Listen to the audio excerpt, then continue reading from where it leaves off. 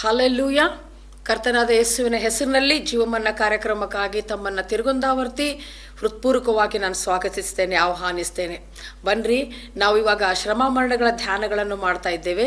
ನಮ್ಮ ಪ್ರಭುವಾದ ಯೇಸು ಸ್ವಾಮಿ, ರಕ್ಷಕನಾದ ತಂದೆಯು 2000 ವರ್ಷಗಳ ಹಿಂದೆ ಆ ಭಯಂಕರವಾದ ಕಲ್ವರಿ ಶಿಲುಬೆ ಮೇಲೆ ಯಾವ ಮಾತುಗಳನ್ನು ಕೊನೆಯದಾಗಿ ಮಾತಾಡಿದನು ಎಂಬುದಾಗಿ ನಾವು ಆಲೋಚಿಸ್ತಾ ಇದ್ದೇವಲ್ವಾ. ಆತನು ಈಗಾಗಲೇ ಕ್ರೂಜೆ ಮೇಲ ಇಲ್ಲ. ಆತನು ಸಿಂಹಾಸನಾರೂಢನಾಗಿ ಜಯವೀರನಾದ ತಂದೆಯಾಗಿದ್ದಾನೆ. ಆದ್ದರಿಂದ ಇವತ್ತು ನಾವು ಅದರಲ್ಲಿ ಸಂತೋಷ ಪಡ್ತೇವೆ. ಹಾಗಾದರೆ ಕೊನೆ ದಿವಸಗಳಲ್ಲಿ, ಕೊನೆ ಗಳಿಗೆಯಲ್ಲಿ ಆತನು 7 ಮಾತುಗಳನ್ನು ಆಡಿದ. ಆ 7 ಮಾತುಗಳಲ್ಲಿ ಕರ್ತನಲ್ಲಿ ಪ್ರಿಯ ವಿಶ್ವಾಸಿಗಳೇ, ನಾವೀಗಾಗಲೇ 2 ಮಾತುಗಳನ್ನು ಧ್ಯಾನ ಮಾಡಿದ್ದೇವೆ. ಇವತ್ತು 3ನೇ ಮಾತು ಅದೇನಾಗಿದೆ ಮತ್ತು ಆ ಮಾತು ನಿಮ್ಮ ಜೀವಿತದಲ್ಲಿ ಏನನ್ನ ಮಾತಾಡುತ್ತೆ ಎಂಬುದಾಗಿ ನಾವು ತಿಳ್ಕೊಳ್ಬೇಕಲ್ವಾ. ಹಾಗಾದ್ರೆ ಬನ್ರಿ ಧ್ಯಾನ ಮಾಡೋಣ. ಅದಕ್ಕಿಂತ ಪೂರ್ವದಲ್ಲಿ ಕರ್ತನನ್ನ ನಾವು ದೃಷ್ಟಿಸಿ ನೋಡೋಣ, ಆತನ ಸಮ್ಮುಖವನ್ನು ಬಯಸೋಣ ಪ್ರಾರ್ಥನೆಯಲ್ಲಿ. ಹಲ್ಲೆಲೂಯಾ. ಜೀವಸ್ವರೂಪನಾದ ದೇವರೇ, ನಿನ್ನ ನಾಮಕ್ಕೆ ಸ್ತೋತ್ರ. ನೀನು ಪ್ರೀತಿಸಿದ ಹಾಗೆ ನಾವು ಕೂಡ ಇತರರನ್ನು ಪ್ರೀತಿಸುವ ಹಂಗಿನಲ್ಲಿದ್ದೇವೆ ಪ್ರಭುವೆ. ಅಪ್ಪ, ನೀನು ನಮಗೋಸ್ಕರ ಕ್ಷಮೆಯನ್ನು ಕೊಟ್ಟು ನಮ್ಮ ಪಾಪಗಳಿಗೋಸ್ಕರ ನೀನು ಮುರಿಯಲ್ಪಟ್ಟು ರಕ್ಷಕನೇ, ನೀನು ರಕ್ಷಿಸಿದ ಕಾರಣ ನಾವು ಇವತ್ತಿನ ದಿವಸ ನಿತ್ಯ ಜೀವವನ್ನು ಹೊಂದುವ ಭಾಗ್ಯದಲ್ಲಿದ್ದೇವೆ. ಅಪ್ಪ, ನಾವು ನಿನಗೆ ಘನತೆ ಸಲ್ಲಿಸ್ತೇವೆ. ಇವತ್ತಿನ ದಿವಸ ನೀನು ಆಡಿದ 3ನೇ ಮಾತಿನ ಮೇಲೆ ನಾವು ಧ್ಯಾನ ಮಾಡಲಿಕ್ಕಿದ್ದೇವೆ. ನಿನ್ನ ಆತ್ಮನ ಬಲ ನಮ್ಮೆಲ್ಲರ ಮೇಲೆ ಬರಲಿ. ನೀನು ಮಾತ್ರವೇ ಮಹಿಮೆ ಹೊಂದು. ಯೇಸುವಿನ ಹೆಸರಿನಲ್ಲಿ ಬೇಡಿ ಹೊಂದಿದ್ದೇನೆ ತಂದೆಯೇ, ಆಮೇನ್. ಪ್ರಿಯ ವೀಕ್ಷಕರೇ, ಈಗಾಗಲೇ ನಾವು 2 ಮಾತುಗಳನ್ನು ನಾವು ಧ್ಯಾನ ಮಾಡಿದ್ದೇವೆ. 3ನೇ ಮಾತಿನತ್ತ ನಾವು ನಡೆಯೋಣ. ನೋಡ್ರಿ, ಮೊದಲನೇ ಮಾತನ್ನ ನೋಡ್ತೇವೆ, ತಂದೆಯವರನ್ನು ಕ್ಷಮಿಸು, ಅವ್ರು ಏನ್ ಮಾಡ್ತಾರೆ ಎಂಬುದನ್ನ ಅರಿಯರು. ಕ್ಷಮಾ ಬುದ್ಧಿಯನ್ನ ಆತನ ತೋರಿಸಿದ, ಕ್ಷಮಾ ಗುಣವನ್ನ ತೋರಿಸಿದ ಅಲ್ವಾ. ನೋಡ್ರಿ, ಅಷ್ಟು ಹಿಂಸೆ ಪಡಿಸ್ತಿರುವಂತ ಆ ಜನರ ಮೇಲೆ ಕನಿಕರದಿಂದ ಕ್ಷಮೆಯನ್ನು ಕೊಟ್ಟ. ಇವತ್ತು ಕೂಡ ನಾವು ಸಹಿತ ಅಪ್ಪ ತಂದೆ ಅನ್ನುವಾಗ ನಮಗೂ ಕೂಡ ಕ್ಷಮೆಯನ್ನ ಕೊಡುವಾತನಾಗಿದ್ದಾನೆ. ಅಷ್ಟೇ ಅಲ್ಲ, ಇದು ನಮಗೆ ಪಾಠವಾಗಿದೆ. ನಾವು ಕೂಡ ಇತರರನ್ನು ಕ್ಷಮಿಸುವ ಹಂಗಿನಲ್ಲಿದ್ದೇವೆ. ನಮ್ಮಲ್ಲಿ ಪ್ರೀತಿ ಭಾವನೆಯನ್ನ ಹೆಚ್ಚಿಸಿಕೊಳ್ಳುವ ಒಂದು ಸಮಯ ನಮಗುಂಟು. ಆದ್ರಿಂದ ಪ್ರಿಯ ವಿಶ್ವಾಸಿಗಳೇ, 2ನೇ ಮಾತನ್ನ ನೋಡ್ತೇವೆ. ಆ ಪಕ್ಕದಲ್ಲಿರುವಂತ 2ನೇ ಕಳ್ಳನು ಕೊನೆ ಗಳಿಗೆಯಲ್ಲಿ ಅದ್ಭುತವಾದ ಕೃಪೆಯನ್ನು ಹೊಂದಿದನಲ್ವಾ. ಹೌದು, ಹಿಂದೆ ಈ ಹೊತ್ತೆ ನನ್ನ ಸಂಗಡ ಎಲ್ಲಿರ್ತೀಯಾ, ಪರದೈಸಲೆ ಕ್ರಿಸ್ತನು ಇರುವ ಸ್ಥಳದಲ್ಲಿ ಆ 2ನೇ ಕಳ್ಳನು ಇರುವಂತ ಸಂದರ್ಭ ಸಿಕ್ಕಿತು.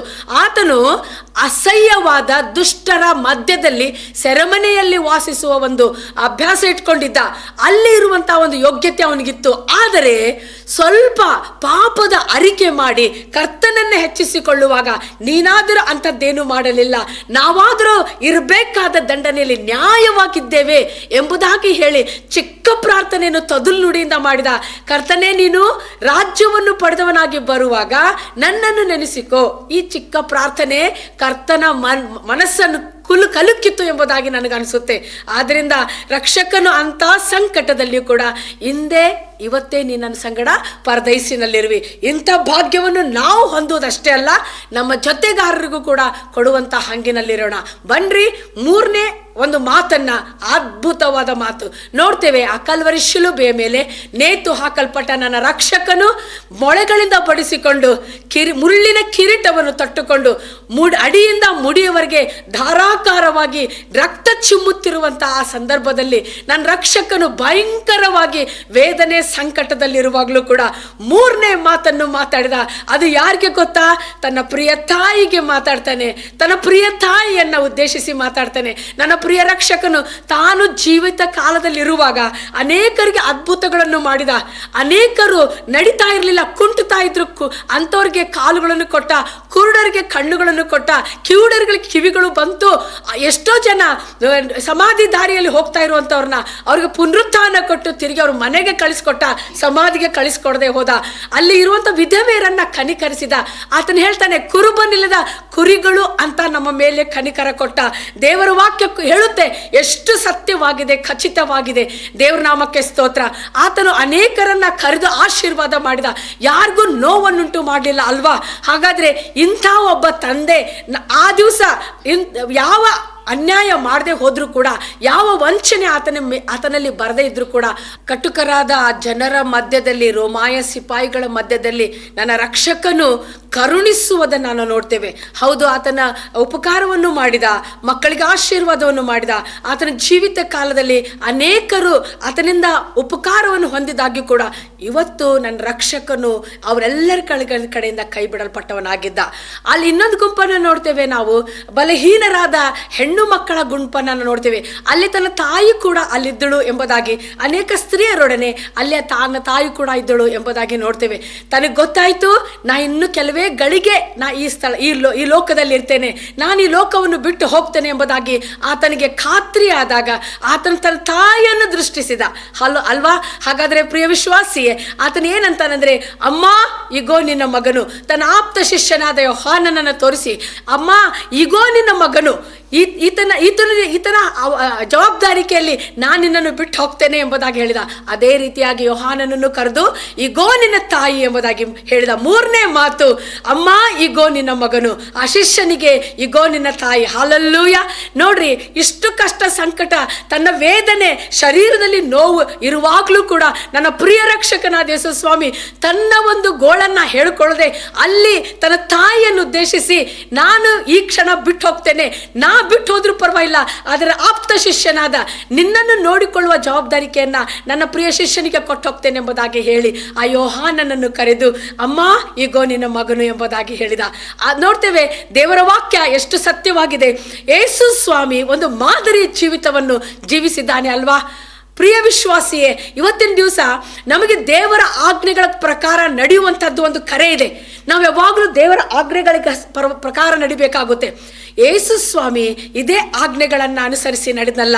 ನೋಡ್ರಿ, ವಿಮೋಚನಾ ಕಾಂಡ 20ನೇ ಅಧ್ಯಾಯದಲ್ಲಿ 12ನೇ ವಚನ, ನಿನ್ನ ತಂದೆ 10 ದಶಾಜ್ಞೆಗಳಲ್ಲಿ 5ನೇ ದಶಾಜ್ಞೆ, ತನ್ನ ತಂದೆ ತಾಯಿಗಳನ್ನು ಸನ್ಮಾನಿಸಬೇಕು, ಸನ್ಮಾನಿಸಿದರೆ ನೀನು ಇಡಲ್ಪಟ್ಟ ಸ್ಥಳದಲ್ಲಿ ಬಹುಕಾಲ ಬದುಕುವಿ. ದೇವರ ಆಜ್ಞೆ ನಿನ್ನ ತಂದೆ ತಾಯಿಗಳನ್ನು ಸನ್ಮಾನಿಸಬೇಕು. ಹೌದು ಪ್ರಿಯರೇ, ನಾವು ವಿಶ್ವಾಸಿ ಎನಿಸಿಕೊಂಡಂತ ನಾವು ಕ್ರಿಸ್ತನ ವಿಶ್ವಾಸಿಗಳಾದ ಪ್ರತಿಯೊಬ್ಬೊಬ್ಬರು ನಮ್ಮ ಹಿರಿಯರನ್ನ ಗೌರವಿಸತಕ್ಕದ್ದು, ವಿಶೇಷವಾಗಿ ತಂದೆ ತಾಯಿಗಳನ್ನ ಸನ್ಮಾನಿಸಬೇಕು. ಈ ಒಂದು ಮಾದರಿ ಜೀವಿತವನ್ನು ಕ್ರಿಸ್ತೇಸು ತಾನೇ ತನ್ನ ಜೀವಿತ ಕಾಲದಲ್ಲಿ ಮಾಡಿಕೊಟ್ನಲ್ಲ.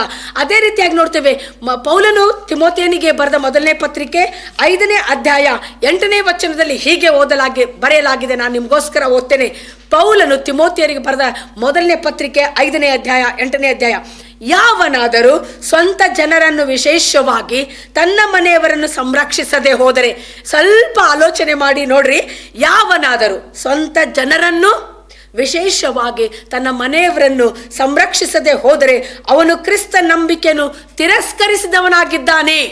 ನೋಡಿ, ಒಂದು ವೇಳೆ ಯೇಸು ಸ್ವಾಮಿ ತನಗೆ ಬಂದ ವೇದನೆಯಲ್ಲಿ ಹಾಗೆ ಗತಿಸಿ ಹೋಗ್ಬಿಟ್ಟಿದ್ರೆ ಆತನು ಈ ವಾಕ್ಯವನ್ನು ಕೈಕೊಂಡು ನಡೀತಾ ಇಲ್ಲದೆ ಹೋಗ್ತಾ ಇತ್ತು.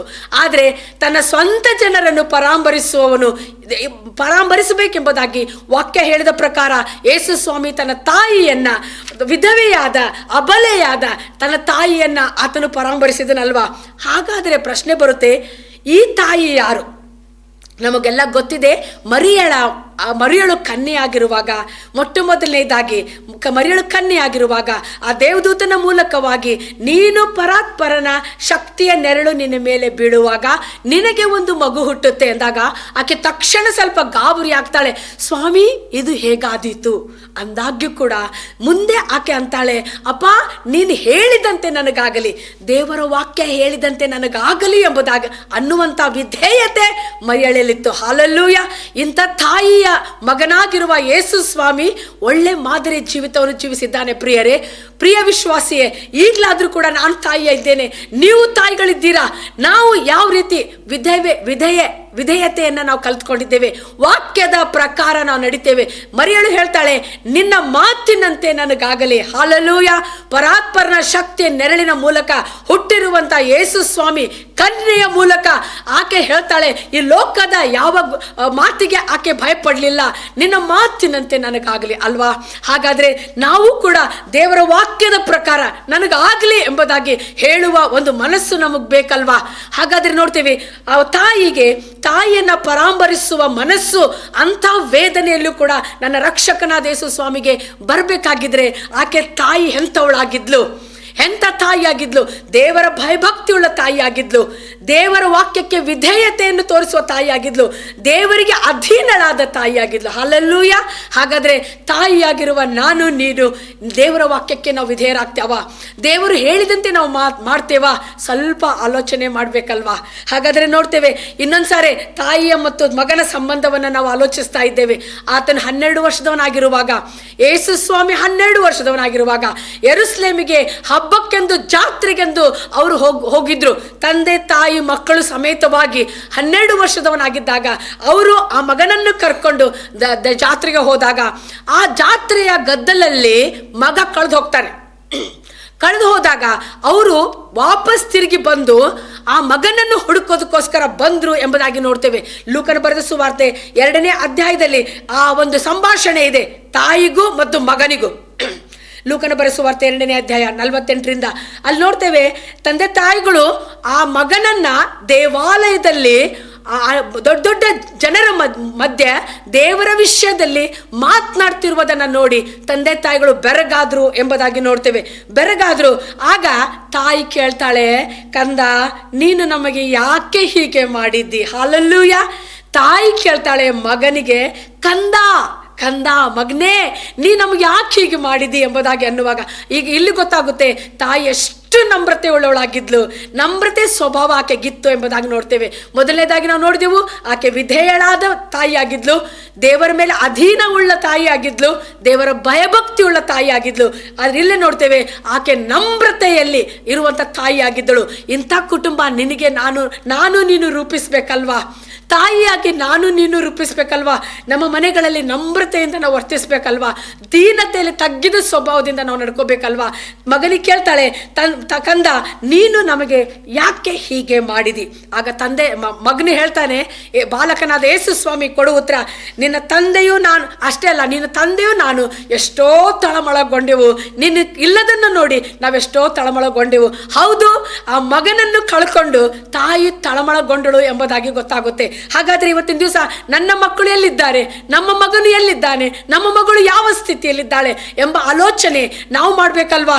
ತಾಯಿಯಾದ ಮರಿಯಳು ಆ ದಿವಸ ಯೇಸು ಸ್ವಾಮಿಗೋಸ್ಕರ ಹಾಗೆ ಮಾಡಿದ್ಲು.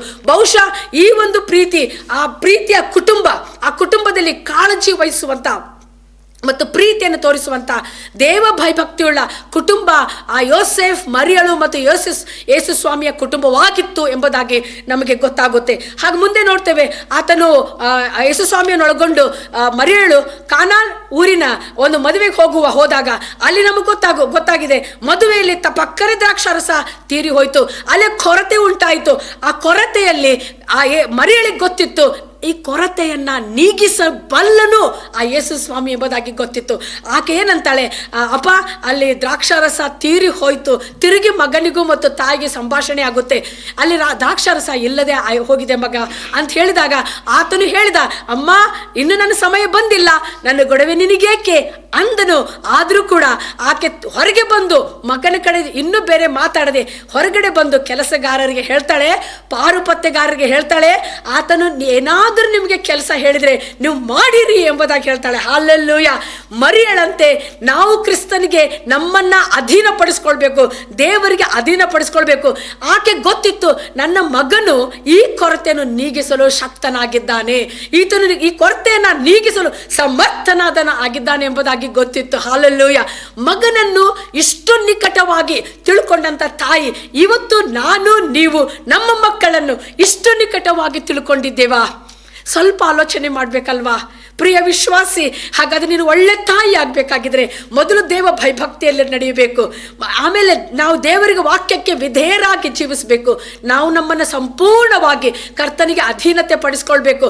ನಮ್ಮ ಮಕ್ಕಳೊಂದಿಗೆ ಆಗಲಿ ನಮ್ಮ ಮನೆಯವರೊಂದಿಗಾಗಲಿ ನಮ್ರತೆಯಿಂದ ದೀನತೆಯಲ್ಲಿ ನಾವು ಮಾತಾಡ್ಬೇಕಲ್ವಾ, ನಾವು ನಡಿಬೇಕಲ್ವಾ? ಹಾಗಾದ್ರೆ ಆಕೆ ಗೊತ್ತಿತ್ತು, ಈ ಕೊರತೆಯನ್ನು ನೀಗಿಸಲು ಶಕ್ತನಾದವನೇ ಹಸ್ತಕ್ಕೆ ಕಾನಾ ಊರಿನ ಆ ವಿಷಯವನ್ನು ಒಪ್ಪಿಸ್ತಾಳೆ. ಆಗ ಆತನು ಏನ್ ಮಾಡ್ತಾನೆ, ಕೆಲಸಗಾರರಿಗೆ ಬಂದು ಹೇಳ್ತಾಳೆ, ಆತನ ಏನಾದ್ರೂ ನಿಮ್ ಕೆಲಸ ಹೇಳಿದ್ರೆ ನೀವು ಮಾಡ್ರಿ ಎಂಬುದಾಗಿ. ಹಲ್ಲೆಲೂಯ. ಆತನ ಏನಾದ್ರೂ ಮಾಡ್ತಾನೆ ಎಂಬ ವಿಶ್ವಾಸ ಆ ಮರಿಯಳಲ್ಲಿ ಇತ್ತಲ್ವಾ? ಆ ವಿಶ್ವಾಸ ನಿನಗೆ ನನಗಿದೆಯಾ? ಹಲ್ಲೆಲೂಯ. ಆ ವಿಶ್ವಾಸವನ್ನು ನಾವು ಬೆಳೆಸ್ಕೊಳ್ಳೋಣವೇ? ತಾಯಿಯಾದ ನೀನು ಬೆಳೆಸ್ಕೊಳ್ತೀಯಾ?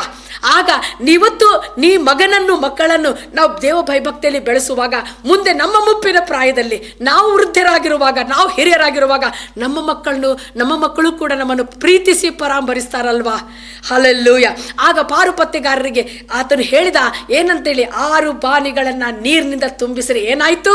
ಮೊದಲನೇ ಅದ್ಭುತ ಕಾರ್ಯ, ಕರ್ತನಾದ ಯೇಸು ಸ್ವಾಮಿ ನಮಗೆ ಗೊತ್ತಿರುವ ಹಾಗೆ ಮೊದಲನೇ ಅದ್ಭುತ ಕಾರ್ಯ, ನೀರು ದ್ರಾಕ್ಷಾರಸವಾಗಿ ಇಷ್ಟು ರುಚಿಯಾದ ದ್ರಾಕ್ಷಾರಸವನ್ನು ನನ್ನ ರಕ್ಷಕನಾದ ಯೇಸು ಸ್ವಾಮಿ ಅವತ್ತು ಮಾಡಿಕೊಟ್ನಲ್ಲ. Thank you Jesus. ಹಾಲೆಲ್ಲೂಯ. ಹಾಗಾದ್ರೆ ಇವತ್ತು ನಾವು ಆ ಮಗನ ಮತ್ತು ತಾಯಿಯ ಸಂಬಂಧವರ ಬಗ್ಗೆ ನಾವು ನೋಡ್ಕೊಂಡಿವು. ಇವತ್ತು ನಾವು ನೋಡಬೇಕು, ದೇವ ಭಯಭಕ್ತಿಯುಳ್ಳ ತಾಯಿ ತಂದೆಗಳು ನಾವು ಆಗಿರಬೇಕು. ಆದ್ದರಿಂದ ಬಹುಶಃ ಆ ತಾಯಿಗೂ ಮತ್ತು ಮಗನಿಗೂ ಇಷ್ಟು ನಿಕಟವಾದ ಒಂದು ಸಂಬಂಧ ಇತ್ತು. ಆದ್ದರಿಂದ ಇವತ್ತಿನ ದಿವಸ ಕರ್ತನಾದ ಯೇಸು ಸ್ವಾಮಿ ಅಲ್ಲಿ ಆ ಕ್ರೂಜೆ ಕಂಬದ ಮೇಲೆ ಇನ್ನು ಕೆಲವೇ ಗಳಿಗೆಯಲ್ಲಿ ತಾನು ಆ ತಾಯಿಯನ್ನು ಬಿಟ್ಟು ಹೋಗೋಕ್ಕಿಂತ ಮುಂಚೆ ಆ ಜವಾಬ್ದಾರಿಯನ್ನು ಕೂಡ ಆತನು ನಿರ್ವಹಿಸಿ ಹೋದ್ನಲ್ವಾ? ಕರ್ತನಲ್ಲಿ ಪ್ರಿಯ ವಿಶ್ವಾಸಿ, ಅನೇಕ ಯೌವನಸ್ಥ ಮಕ್ಕಳು ಇವತ್ತಿನ ದಿವಸ ಆಲೋಚನೆ ಮಾಡ್ರಿ, ಇವತ್ತಿನ ದಿವಸ ವೃದ್ಧಾಪ್ಯದಲ್ಲಿರುವಂಥ, ನಿವೃತ್ತಿ ಹೊಂದಿರುವಂಥ ತಂದೆ ತಾಯಿಗಳಿಗೆ ನೀವು ಸನ್ಮಾನಿಸ್ತೀರಾ ಪ್ರಿಯರೇ? ಸ್ವಲ್ಪ ಆಲೋಚನೆ ಮಾಡ್ರಿ. ನಾವು ದೇವಾಲಯದ ಎಲ್ಲ ಚಟುವಟಿಕೆಗಳಲ್ಲಿ ಇರ್ಬೋದು, ಸಭೆಯಲ್ಲಿ ದೊಡ್ಡ ದೊಡ್ಡ ಹೆಸರುಗಳನ್ನು ಮಾಡ್ತಿರ್ಬೋದು, ಆದರೆ ನಮ್ಮ ಮನೆಯಲ್ಲಿರುವಂಥ ಅತ್ತೆ ಮಾವನಿಗೋಸ್ಕರ ನಾವು ಮರ್ಯಾದೆಯನ್ನು ಸಲ್ಲಿಸ್ತೇವ? ನಮಗೆ ಕೊಡಲ್ಪಟ್ಟ ತಂದೆ ತಾಯಿಗಳಿಗೋಸ್ಕರ ನಾವು ಆಲೋಚನೆ ಮಾಡ್ತೇವ? ನೋಡ್ರಿ, ಆಲೋಚನೆ ಮಾಡ್ರಿ. ಒಂದು ವೇಳೆ ನಾವು ಮಗುವಾಗಿರುವಾಗ ನನ್ನ ತಂದೆ ತಾಯಿ ನಮ್ಮನ್ನು ನೋಡ್ಕೊಳ್ದೆ ಹೋಗಿದ್ರೆ ನಾವು ಇಷ್ಟು ದೊಡ್ಡವರು ಹೇಗೆ ಆಗ್ತಿದ್ವಿ? ಅಷ್ಟೇ ಅಲ್ಲ, ನೋಡ್ರಿ, ಎಷ್ಟೋ ನಿದ್ದೆ ಇಲ್ಲದ ರಾತ್ರಿಗಳನ್ನು ನಮ್ಮ ತಂದೆ ತಾಯಿಗಳು ನಮ್ಮ ಪೋಷಣೆಯಲ್ಲಿ ಕಳೆದಿದ್ದಾರಲ್ವಾ? ನಾವು ಚಿಕ್ಕ ಮಕ್ಕಳಾಗಿರುವಾಗ, ಅವರು ಉಡಿಯಲ್ಲಿ ನಾವು ಮಲಗಿರುವಾಗ ಅವರು ಕೂಡ ನನ್ನ ಜವಾಬ್ದಾರಿ ಅಲ್ಲ ಅಂತ ಬಿಟ್ಟು ಹೋಗಿದ್ರೆ ನಾವಿಷ್ಟು ದೊಡ್ಡವರು ಆಗ್ತಿದ್ವಾ? ಇಲ್ವಲ್ಲ. ಹಾಗಾದ್ರೆ ನೋಡ್ರಿ, ಇವತ್ತಾದ್ರೂ ನಾವು ತಿಳ್ಕೊಳ್ಳೋಣ, ತಂದೆ ತಾಯಿಗಳನ್ನು ಸನ್ಮಾನಿಸುವ ಮನಸ್ಸನ್ನು ನಾವು ಹೊಂದಿಕೊಳ್ಳೋಣ ರೀ. ಆದ್ರಿಂದ ಇವತ್ತು ನಾವು ನಮ್ಮ ಮಕ್ಕಳಿಗೆ ಯಾವ ರೀತಿ ಬೀಜವನ್ನು ಬಿತ್ತುತ್ತೇವೋ ಆ ಬೀಜವನ್ನು ಒಂದು ದಿವಸ ನಾವು ಕೊಯ್ಬೇಕಾಗಿ ಬರುತ್ತೆ. ಆ ಫಲ ಯಾವುದಿದೆ? ಆದ್ರಿಂದ ಎಚ್ಚರವಾಗಿದ್ದುಕೊಂಡು ಇವತ್ತೇ ನಾವು ಹಿರಿಯರಿಗೆ ಸನ್ಮಾನ ಸಲ್ಲಿಸುವಂಥದ್ದು ಮತ್ತು ನಾವು ತಂದೆ ತಾಯಿಗಳನ್ನು ಸನ್ಮಾನಿಸುವಂಥವ್ರಾಗಿರ್ಬೇಕಲ್ವಾ? ಯೇಸು ಸ್ವಾಮಿ ಅಂತ ವೇದನೆಯಲ್ಲಿಯೂ ಕೂಡ, ಅಂತ ಸಂಕಟದಲ್ಲಿಯೂ ಕೂಡ ನನ್ನ ರಕ್ಷಕನು ತನ್ನ ತಾಯಿಯನ್ನು ಸಂತೈಸಿದನಲ್ವಾ? ನೀವು ಕೂಡ ಯಾರು ಕಷ್ಟದಲ್ಲಿದ್ದಾರೆ, ಯಾರು ಭಯಂಕರವಾದ ಸ್ಥಿತಿಯಲ್ಲಿದ್ದಾರೆ, ವೇದನೆಯಲ್ಲಿದ್ದಾರೆ, ನೋವಿನಲ್ಲಿದ್ದಾರೆ, ಅಂಥವರನ್ನ ಹೋಗಿ ನೀವು ಸಂತೈಸ್ತೀರಾ? ಸಂತೈಸುವ ತಾಯಿ ನೀವು ಆಗ್ತೀರಾ? ಸಂತೈಸುವ ಬಂಧುಗಳು ನೀವು ಆಗ್ತೀರಾ? ಹಾಲೆಲ್ಲೂಯ. ಆದ್ರಿಂದ ಜ್ಞಾನೋಕ್ತಿಗಳ ಪುಸ್ತಕದಲ್ಲಿ ನಾವು ನೋಡ್ತೇವೆ, ಅನೇಕ ವಾಕ್ಯಗಳು ಜ್ಞಾನೋಕ್ತಿಗಳ ಪುಸ್ತಕದಲ್ಲಿ ಬರೆಯಲಾಗಿದೆ. ನಾನು ನಿಮ್ಮಲ್ಲಿ ಮನವಿ ಮಾಡಿಕೊಳ್ತೇನೆ, ಆ ಜ್ಞಾನೋಕ್ತಿಗಳ ಪುಸ್ತಕ ಸುಮಾರು 31 ಅಧ್ಯಾಯಗಳಿವೆ. ನಮ್ಮ ತಿಂಗಳುಗಳಲ್ಲಿ ಕೂಡ ದಿವಸಗಳು 31 ಇರುವಾಗ ಯಾಕೆ ನಾವು ಪ್ರತಿದಿನ ಒಂದೊಂದು ಜ್ಞಾನೋಕ್ತಿ ಪುಸ್ತಕಗಳನ್ನು ಓದಬಾರ್ದ್ರಿ? ಹಾಗಾದ್ರೆ ನಾವು ಪ್ರತಿ ತಿಂಗಳು ಜ್ಞಾನೋಕ್ತಿಗಳ ಪುಸ್ತಕಗಳನ್ನು ಓದಿ ಮುಗಿಸ್ಬೋದಲ್ವಾ? ಹಾಗಾದ್ರಿಂದ ನೋಡ್ರಿ, ಒಂದು ವಿಷಯ, ತಂದೆ ತಾಯಿಗಳ ವಿಷಯದಲ್ಲಿ ಜ್ಞಾನೋಕ್ತಿಗಳ ಪುಸ್ತಕ, ಅರಸನಾದ ಸಲ್ಮೋನನು ಹೇಳ್ತಾನೆ, 20ನೇ ಅಧ್ಯಾಯ 20ನೇ ವಚನ, ನಾವಿದನ್ನ ತಿರಸ್ಕಾರ ಮಾಡೋದು ಬೇಡ, ಹಗುರಾಗಿ ತಗೊಳ್ಳೋದು ಬೇಡ. ಇದು ಬಹಳ ಭಯಂಕರವಾದ ವಾಕ್ಯ. 20ನೇ ಜ್ಞಾನೋಕ್ತಿಗಳ ಪುಸ್ತಕ 20ನೇ ಅಧ್ಯಾಯ, ಯಾರು ನಮ್ಮ ತಂದೆ ತಾಯಿಗಳನ್ನು ನಾವು ಸನ್ಮಾನಿಸೋದಿಲ್ವೋ, ಯಾರು ಅವರಿಂದ ಬರತಕ್ಕ ಸೌಕರ್ಯಗಳನ್ನು ತಕ್ಕೊಂಡು ಅವರನ್ನು ಅಷ್ಟೇ ಸುಲಭವಾಗಿ ನಾವು ಬಿಡ್ತೇವೋ, ಬಹಳ ಎಚ್ಚೆತ್ತುಕೊಳ್ಬೇಕ್ರಿ. ಇನ್ನು ಟೈಮ್ ಮಿಕ್ಕಿಲ್ಲ, ಇನ್ನು ಸಮಯ ಹೋಗಿಲ್ಲ. ವೇದನೆಯಲ್ಲಿರುವಂಥ, ಬಲಹೀನಳಾಗಿರುವಂಥ ನಿನ್ನ ತಾಯಿ ಆಗಿರ್ಬೋದು, ನಿನ್ನ ಅತ್ತೆ ಆಗಿರ್ಬೋದು, ನಿನ್ನ ತಂದೆ ಆಗಿರ್ಬೋದು, ನಿನ್ನ ಮಾವನಾಗಿರ್ಬೋದು, ನಿನ್ನ ಹಿರಿಯ ಯಜಮಾನನಾಗಿರ್ಬೋದು, ಅಂಥವರನ್ನು ಆದರಿಸುವ, ಪ್ರೀತಿಸುವ ಹಂಗು ನಮಗಿದೆ ಅಲ್ವಾ? ಜ್ಞಾನೋಕ್ತಿಗಳ ಪುಸ್ತಕ 20ನೇ ಅಧ್ಯಾಯ 20ನೇ ವಚನ, ತಂದೆಯನ್ನಾಗಲಿ ತಾಯಿಯನ್ನಾಗಲಿ ಶಪಿಸುವವನ ದೀಪವು ಮಧ್ಯರಾತ್ರಿ ಅಂಧಕಾರದಲ್ಲಿ ಆರಿ ಹೋಗುವುದು. ಇಂಥ ಶಾಪಕ್ಕೆ ನಾವು ಗುರಿ ಆಗ್ತೇವ? ತಾಯಿಯನ್ನಾಗಲಿ ತಂದೆಯನ್ನಾಗಲಿ ಶಪಿಸುವವರ ದೀಪ ಮಧ್ಯರಾತ್ರಿ ಹೇಗಿರುತ್ತೆ? ಕತ್ತಲು, ಕಾಣಿಸೋದಿಲ್ಲ, ಯಾವ ದಿಕ್ಕು ದೆಸೆ ಇಲ್ಲದಂತೆ ನಾವು ಹೋಗ್ಬೇಕಾಗಿ ಬರುತ್ತೆ ಒಂದು ದಿವಸ. ಎಚ್ಚರಗೊಳ್ಳೋಣ ರೀ ಪ್ರಿಯ ವಿಶ್ವಾಸಿಗಳೇ, ಪ್ರಿಯ ದೇವ ಜನರೇ. ಈ ವಾಕ್ಯಕ್ಕೋಸ್ಕರ ನಾವು ನಡ್ಗೋಣ, ಭಯ ಪಡೋಣ. ಈಗಲೇ ನಮ್ಮನ್ನು ನಾವು ಕರ್ತನಿಗೆ ಒಪ್ಪಿಸಿಕೊಳ್ಳೋಣ. ನಾವು ಒಂದು ವೇಳೆ ತಂದೆ ತಾಯಿಗಳಿಗೆ ನಾವು ಸನ್ಮಾನ ಮಾಡದೆ ಹೋಗಿದ್ರೆ ಈಗಲಾದರೂ ನಾವು ಸಮಯ ಮಿಕ್ಕಿಲ್ಲ. ಈಗಲಾದರೂ ಕೂಡ ನಾವು ಏನು ಮಾಡೋಣ, ನಮ್ಮನ್ನು ನಾವು ತಿದ್ದುಕೊಳ್ಳೋಣ, ನಮ್ಮ ಮನ ಪರಿವರ್ತನೆ ಮಾಡಿಕೊಳ್ಳೋಣ, ನಮ್ಮ ತಂದೆ ತಾಯಿಗಳು ನಾವು ಸನ್ಮಾನಿಸೋಣ. ಇನ್ನೊಂದು ವಾಕ್ಯ ಇದೆ, ಬಹಳ ಅದ್ಭುತವಾದ ವಾಕ್ಯ. ಜ್ಞಾನೋಕ್ತಿಗಳ ಪುಸ್ತಕ 30ನೇ ಅಧ್ಯಾಯ 17ನೇ ವಚನ ನಾನು ನಿಮಗೋಸ್ಕರ ಓದ್ತೇನೆ, ಗಮನವಿಟ್ಟು ಕೇಳೋಣ. 17ನೇ ವಚನ, ತಂದೆಯನ್ನು ಹಾಸ್ಯ ಮಾಡಿ ತಾಯಿಯ ಅಪ್ಪಣೆಯನ್ನು ಧಿಕ್ಕರಿಸುವವನ ಕಣ್ಣನ್ನು ಹಳ್ಳ ಕೊಳ್ಳದ ಕಾಗೆಗಳು ಕುಕ್ಕುವವು, ರಣಹದ್ದುಗಳು ತಿಂದು ಬಿಡುವು. ಈ ಶಾಪ ಬೇಕಾ? ಕರ್ತನಲ್ಲಿ ಪ್ರಿಯ ವಿಶ್ವಾಸಿ, ಈಗಲಾದರೂ ಕೂಡ ಎಚ್ಚೆತ್ತುಕೊಂಡು ನಮ್ಮ ತಂದೆ ತಾಯಿಗಳನ್ನು ನಾವು ಸನ್ಮಾನಿಸೋಣಲ್ವಾ? ಯೇಸು ಸ್ವಾಮಿ ಅಂತ ವೇದನೆಯಲ್ಲಿ, ಸಂಕಟದಲ್ಲಿ ನಮ್ಮ ರಕ್ಷಕನಾದ ಯೇಸು ಸ್ವಾಮಿ ಆತನ ತಾಯಿಗೋಸ್ಕರ, ಅಮ್ಮ ಈಗೋ ನಿನ್ನ ಮಗನು, ಅಮ್ಮ ಈಗೋ ನಾನು ನಿನ್ನ ಕೈ ಬಿಟ್ಟು ಹೋಗೋದಿಲ್ಲ, ನನ್ನ ಜವಾಬ್ದಾರಿಯನ್ನು ನಾನು ನನ್ನ ಶಿಷ್ಯನಿಗೆ ಕೊಟ್ಟು ಹೋಗ್ತೇನೆ ಎಂಬುದಾಗಿ ಹೇಳಿದಲ್ವಾ. ಆದರೆ ಆ ಮರಿಯಳಿಗೆ ಇನ್ನಿತರ ಮಕ್ಕಳಿದ್ರು, ಯೋಸೆ, ಯೂದ, ಯಾಕೋಬ ಅಂತ. ಯೇಸು ಸ್ವಾಮಿ ತರುವಾಯ 3 ಸಹೋದರರಿದ್ರು. ಆ ಸಹೋದರರಿಗೆ ಒಪ್ಪಿಸ್ಲಿಲ್ಲ. ಆದರೆ ಆಪ್ತ ಶಿಷ್ಯನಾದ ಆ ಯೋಹಾನನ ಮೇಲೆ ಆತನಿಗೆ ನಂಬಿಕೆ ಇತ್ತು. ಆ ಯೋಹಾನನಿಗೆ ಹೇಳ್ತಾನೆ, ಈಗೋ ನಿನ್ನ ತಾಯಿ. ಆ ಯೋಹಾನನ ಏನು ಮಾಡ್ತಾನೆ ಅಂದರೆ, ವಾಕ್ಯದಲ್ಲಿ ಬರೆಯುತ್ತೆ, ಅಂದಿನಿಂದ ಆ ಶಿಷ್ಯನು ಆಕೆಯನ್ನು ತನ್ನಲ್ಲಿರಿಸಿಕೊಂಡ. ಈ ಒಂದು ಜವಾಬ್ದಾರಿಯನ್ನು ನೀನು ಮಾಡ್ತೀಯಾ? ಜವಾಬ್ದಾರಿಯುಳ್ಳ ಮಗನಂತೆ ಮಗಳಂತೆ ನೀನು ನಾನು ವರ್ತಿಸೋಣವೇ? ಎಷ್ಟು ಜನ ತಂದೆ ತಾಯಿಗಳಿಗೆ ನಾವು ಇನ್ನು ಮೇಲೆ ಸಂತೋಷ ಕೊಡೋಣ. ವೃದ್ಧಾಪ್ಯದಲ್ಲಿರುವ ತಂದೆ ತಾಯಿಗಳಿಗೆ ಆದರಣೆ ಕೊಡೋಣ, ಪ್ರೀತಿ ಮಾಡೋಣ, ಅವರ ಸೇವೆ ಮಾಡೋಣ. ಅವ್ರು ನಡಿಲಿಕ್ಕೆ ಆಗದೆ ಇರುವಂಥ ಸಂದರ್ಭದಲ್ಲಿ ಅವ್ರು ಯಾವ ಅನುಕೂಲತೆಗಳು ಬೇಕೋ ಅವುಗಳನ್ನು ನಾವು ಪೂರೈಸೋಣ. ಈ ವಿಷಯಗಳನ್ನ ನಾವು ಮಾಡೋಣ. ಅವ್ರನ್ನು ಪ್ರೀತಿಯಿಂದ ಮಾತಾಡ್ಸೋಣ. ಪ್ರಿಯರೇ, ನಮ್ಮ ಕೆಲಸದ ಒತ್ತಡದ ನಿಮಿತ್ತವಾಗಿ ಅವರನ್ನು ನಾವು ತಿರಸ್ಕಾರ ಮಾಡೋದು ಬೇಡ, ಅವರನ್ನು ಹಗುರವಾಗಿ ತಕ್ಕೊಳ್ಳೋದು ಬೇಡ. ಯಾಕಂದ್ರೆ ಯೇಸು ಸ್ವಾಮಿ, ಅಮ್ಮ ಈಗೋ ನಿನ್ನ ಮಗನು, ಆ ಶಿಷ್ಯನಿಗೆ ಈಗೋ ನಿನ್ನ ತಾಯಿ, ಆ ಗಳಿಗೆಯಿಂದ ಆ ಶಿಷ್ಯನು ಆಕೆಯನ್ನ ಸೇರಿಸಿಕೊಂಡನು ಎಂಬುದಾಗಿ ನೋಡ್ತೇವೆ. ಹಲ್ಲೆಲೂಯಾ. ಇಂಥ ಜವಾಬ್ದಾರಿಯುಳ್ಳ ಜನರು ನಾವಾಗೋಣ. ಜವಾಬ್ದಾರಿಯುಳ್ಳ ಕ್ರಿಸ್ತನ ವಿಶ್ವಾಸಿ ನೀನು ನಾನು ಆಗೋಣವೇ. ಆದ್ದರಿಂದ ಸಂತೈಸುವ ತಾಯಿಯಂತೆ ನಾವು ಜೀವಿಸೋಣಲ್ವೇ? ದೇವರ ವಾಕ್ಯ ಒಂದು ಗೀತ ಹೀಗೆ ಹೇಳುತ್ತೆ, ಸಂತೈಸುವ ತಾಯಿಯಂತೆ ನನ್ನೇಸು ನನ್ನನ್ನು, ಸಂತೈಸುವ ತಾಯಿಯಂತೆ ನನ್ನೇಸು ನನ್ನನ್ನು, ಕೈ ಹಿಡಿದು ನಡೆಸುವ ಕಣ್ಮಣಿಯಂತೆ ಕಾಯುವ, ಕೈ ಹಿಡಿದು ನಡೆಸುವ ಕಣ್ಮಣಿಯಂತೆ ಕಾಯುವ, ಸಂತೈಸುವ ತಾಯಿಯಂತೆ ನನ್ನೇಸು ನನ್ನನು. ದೇವ್ರು ನಿಮ್ಮನ್ನು ಬಹಳವಾಗಿ ಆಶೀರ್ವಾದ ಮಾಡಲಿ. ಅಷ್ಟೇ ಅಲ್ಲ, ಸಂತೈಸುವ ತಾಯಿ ಅಂತಿರುವ ಕ್ರಿಸ್ತೇಸುವಿನ ಮಾದರಿ ಜೀವಿತವನ್ನು ನಾವು ಕೂಡ ಇವತ್ತಿನ ದಿವಸ ನಮ್ಮ ತಂದೆ ತಾಯಿಗಳಿಗೆ ಸನ್ಮಾನ ತೋರಿಸಿ, ಹಿರಿಯರಿಗೆ ಸನ್ಮಾನ ತೋರಿಸಿ ನಾವು ಕೂಡ ಕ್ರಿಸ್ತನ ಹಾಗೆ ಆಗೋಣ. ಅದಕ್ಕೋಸ್ಕರ ಕರ್ತನಲ್ಲಿ ನಾವು ಬೇಡಿಕೊಳ್ಳೋಣ. ಹಲ್ಲೆಲೂಯಾ. ಜೀವಸ್ವರೂಪನಾದ ದೇವರೇ, ಹೌದು, ಕೊನೆ ಉಸಿರಿರುವವರೆಗೆ ನಿನ್ನ ಮಗನಾದ ಯೇಸು ಸ್ವಾಮಿ ನಮಗೆ ಹಾಕಿಕೊಟ್ಟ ಮಾದರಿ ಜೀವಿತದಲ್ಲಿ ನಾವು ಜೀವಿಸ್ಲಿಕ್ಕೆ ಇಷ್ಟಪಡ್ತೇವೆ ರಾಜ. ಅಮ್ಮ ಈಗೋ ನಿನ್ನ ಮಗನು ಮತ್ತು ಶಿಷ್ಯನಿಗೆ ಈಗೋ ನಿನ್ನ ತಾಯಿ ಎಂಬುದಾಗಿ ಹೇಳಿ ಈ ಲೋಕ ಯಾತ್ರೆ ಮುಗಿಸಕ್ಕಿಂತ ಮುಂಚೆ ತನ್ನ ಜವಾಬ್ದಾರಿಯನ್ನು ಅರಿತುಕೊಂಡಂತ ಕ್ರಿಸ್ತೇಸುವಿನ ಗುಣ ಸ್ವಭಾವಗಳು ನಮ್ಮ ಜೀವಿತದಲ್ಲಿ ಬರಲಿ ರಾಜ. ಕರ್ತನೇ, ಪ್ರಿಯ ವೀಕ್ಷಕರು ಸ್ವಾಮಿ, ಯಾರ್ಯಾರು ಈ ವಾಕ್ಯಗಳನ್ನು ಅರ್ಥಕೊಂಡಿದ್ದಾರೋ, ಕೇಳಿಸಿಕೊಂಡಿದ್ದಾರೋ, ಅಪ್ಪ ಸ್ವಾಮಿ, ಗಟ್ಟಿಯಾದ ಹೃದಯ ಮಾಡಿಕೊಳ್ಳದೆ ಮೃದುವಾದ ಹೃದಯದಿಂದ ಕರ್ತನನ್ನು ತಕ್ಷಣ ತಮ್ಮ ಜೀವಿತದಲ್ಲಿ ಬರಮಾಡಿಕೊಳ್ಳಿಕ್ಕಾಗುವಂತೆ ಸಹಾಯ ಮಾಡು. ಇಂದಿನಿಂದ ಸ್ವಾಮಿ ತಂದೆ ತಾಯಿಗಳು ಸನ್ಮಾನಿಸೋರನ್ನ ನಿನ್ನ ಆಶೀರ್ವಾದ ಮಾಡುವನಾಗಿದ್ದಿ. ಈ ಪ್ರಿಯ ವೀಕ್ಷಕರನ್ನ ಆಶೀರ್ವಾದ ಮಾಡು. ಕ್ರಿಸ್ತೇಸುವಿನ ಹೆಸರಿನಲ್ಲಿ ಬೇಡಿ ಹೊಂದಿದ್ದೇವೆ ತಂದೆಯೇ, ಆಮೇನ್. ಪ್ರಿಯ ವಿಶ್ವಾಸಿಗಳೇ, ಈಗಲಾದರೂ ಕೂಡ ಕರ್ತನಾದ ಯೇಸು ಸ್ವಾಮಿ ಆಡಿದ 3ನೇ ಮಾತನ್ನು, ಶಿಲುಬೆ ಮೇಲೆ ಆಡಿದ 3ನೇ ಮಾತನ್ನು ನಾವು ಕೇಳಿಸಿಕೊಂಡೆವು. ನಾವು ಮುಂದಿನ ವಾರ ಇದೇ ಸಮಯದ ಗಳಿಗೆ 4ನೇ ಮಾತಿಗೋಸ್ಕರ ತಯಾರಿಯಾಗಿ ಬರೋಣ. ಅಲ್ಲಿವರೆಗೆ ರಕ್ಷಕನು ನಿಮ್ಮ ಜೊತೆ ಇರಲಿ. ಆತನ ಕೃಪೆ ನಿಮ್ಮನ್ನು ಯಾವಾಗಲೂ ಹಿಂಬಾಲಿಸಲಿ. ಯೇಸು ಸ್ವಾಮಿಗೆ ಸ್ತೋತ್ರ. ನಿಮಗೆ ವಂದನೆ. ಆಮೇನ್.